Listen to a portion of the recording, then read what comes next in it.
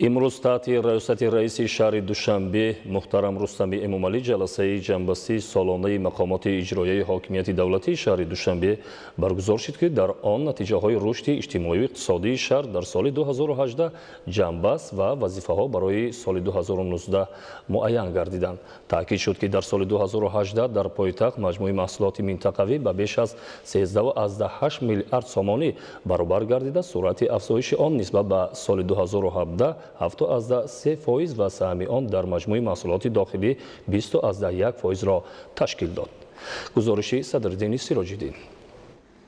امروز در تالار مقامات اجرایی حکومت دولتی شهر دوشنبه نتیجه های رشد اجتماعی و اقتصادی شهر دوشنبه در سال 2018 جنبست و وظیفه ها برای سال 2019 معین گردیدند. در آغاز رئیس شهر دوشنبه محترم رستمی امامعلی دایر به فعالیت مقامات اجرایی حکومت دولتی شهر دوشنبه در سمت تامین رشد اجتماعی و اقتصادی و عملی گردانیدن دیگرگونی ها در ساحه های اینفراستراکچوری و خدمت رسانی، آبادانی و سازندگی، اینچنین دریافت منبع های علاوه‌ای درآمد و بودجه حسابات دادند. رئیس شهر از جمله ابراز داشتند که در سال 2018 مجموع محصولات منطقوی به بیش از 13.8 میلیارد سومانی برابر گردیده، سرعت افزایش آن نسبت به سال 2017 7.3% و سهم آن در مجموع محصولات داخلی 20.1% را تشکیل داد. سرعت افزایش مجموع محصولات منطقوی نسبت به همین دوره سال گذشته 1.1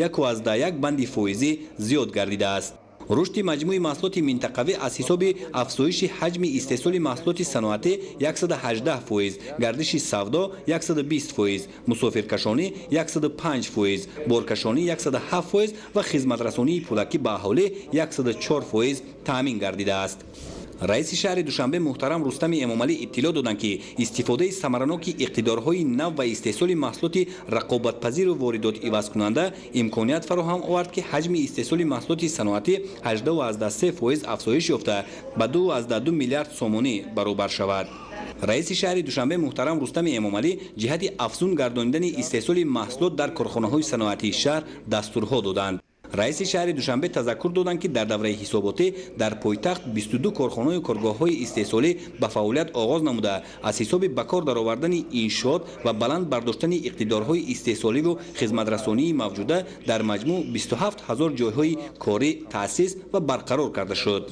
شماره عمومی سوبیکت‌های خواجگیدار باشد در دوره حساباتی به 42331 عدد رسیده است که نسبت به همین دوره سال گذشته 826 عدد زیاد می باشد. در جمع آمد معاون یکم و معاونان رئیس شهر دوشنبه، رئیسان ناحیه‌های شهر، راهبران ساختارهای تابع مقامات اجرایی حکومت دولتی شهر دوشنبه و راهبران مقامات حفظ حقوق پایتخت دایر به نتیجه‌های فعالیت خود در سال سپری گردیده حسابات منظور نمودند. ضمن تحلیل نتیجه های رشد ساحه معارف پایتخت، رئیس شهر دوشنبه اطلاع دادند که در مجموع سال 2018 ساختمان، تعمیر و از نوسازی 41 انشاءات برای 25,300 جای نشست عملی گردیده، ساختمان و از نوسازی 16 مؤسسه تعلیمی برای 12508 جای نشست ادامه دارد. رئیس شهر دوشنبه ابراز داشتند که با وجود فراهم گردیدن شرایط مساعد و توجه و دستگیری های راهبرت عالی مملکت و مقامات اجرایی حکومت دولتی شهر در ساحه معارف پایتخت هنوز نقصان و کمبودی ها جای دارند که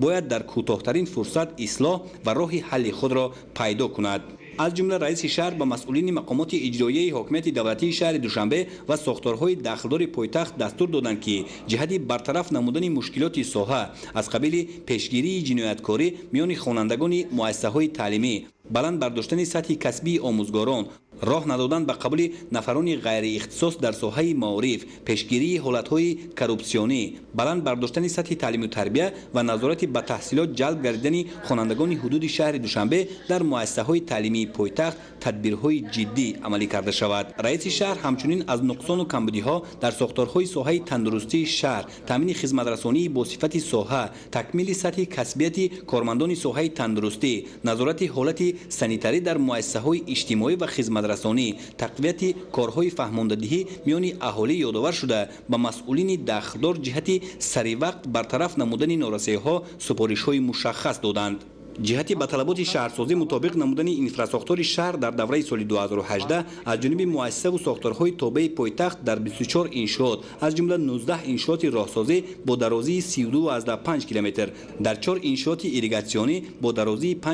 5.5 کیلومتر و اجرایش کشیدن خطهای افقی در خیابان و کوچه ها به 242 میلیون سومانی برابر گردیده است. قسم درآمد بودجه شهر دوشنبه از روی واردات انداز و پرداخت‌های حتمی 100% اجرا گردیده به بودجه زیاده از 1.6 میلیون سومانی مبلغ وارد شد که این از نقشه پیش بینی شده زیاد است. از موضوعات دیگری که از جانب رئیس شهر دوشنبه به طور عمیق تحلیل و بررسی گردید، رشد ساحه سیاحی و وسعت کارهای آبادانی و سازندگی در شهر به شمار می رود. در دوره اعلام گردیدن سال 2018 همچون سال رشد سیاحی و هنرهای مردمی و با مقصد باز هم آباد و زیبا گرداندن پایتخت سال سپری شده 102 عدد میدانچه ورزشی و 11 عدد باغ و گلگشت‌های نو بنیاد گردیده، زیاده از 200 بنا پرره رنگ و بار و تجدید گردیده است. رئیس شهر اطلاع دادند که در دایره دستور سپارش‌های اساسگذار صلح و وحدت ملی پیشوای ملت پرزیدنت جمهوری تاجیکستان محترم امامعلی رحمان بهر استقبال سزاوار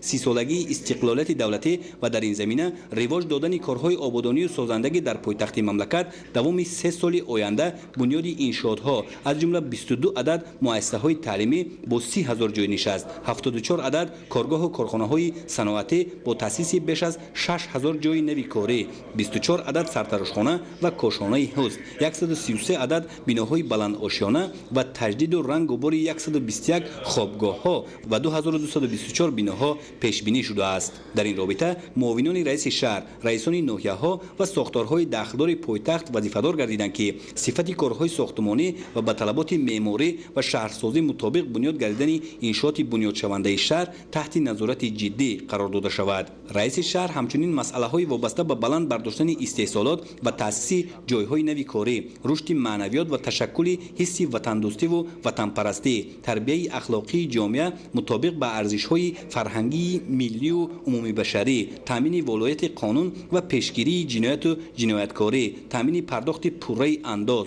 جستجوی سرچشمه‌های نوی انداز، تامین نمودن اهالی با برق و جمع‌آوری مبلغ استفاده نیروی برق، تقویت کارهای آبادانی و سازندگی، رشد ساحه سیاحی و هنرهای مردمی، تبلیغ و تشویق آداب شهرنشینی میان ساکنان، پیشگیری بیماری‌های سرایتی، نظارت فعالیت فارماسیتی و پیشگیری واردات و فروش داروهای پس‌صفت، ذخیره کافی محصولات عضوقواری، استفاده مقصدناک زمین‌های کشاورزی حدود پایتخت و دیگر مسائل‌های مهم دقت جدی داده در نزد مسئولین ساحه‌های داخلدار وظیفه‌های مشخص گذاشتند. مقامات حفظ حقوق و ترتیبات پایتخت وظیفه‌دار گردیدند که بهر تامین ولایت قانون و امنیت، حفظ حقوق و منفعت‌های شهروندان، پیشگیری جنایت و جنایتکاری چاره‌های بی‌تأخیر اندیشند. رئیس شهر، مسئولین، رئیسان ناحیه‌های پایتخت، راهبران ساختارهای داخلدار و مربوطه مقامات اجرایی حاکمیت دولتی شهر را موظف ساختند که با در نظر داشت برگزاری چاره‌بینی‌های سطح بین‌المللی و جهانی با اشتراک راهبران